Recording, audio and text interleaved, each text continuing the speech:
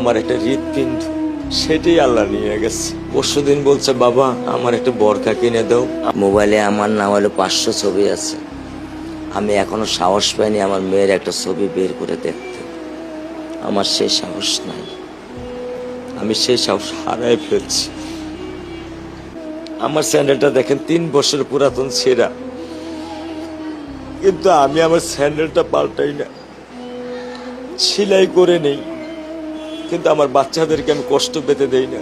শুধু একবার বলছে, বাবা লেচে খাবো। আমি 1 মিনিটও দেরি করিনি, 1 মিনিটও আমি দেরি করিনি। ও আমার একটা হৃৎপিণ্ড, সেটাই আল্লাহ নিয়ে গেছে। আলহামদুলিল্লাহ, শুকরিয়া, আল্লাহ দিছে, আল্লাহ নিয়ে গেছে। আমার কোনো কষ্ট নেই।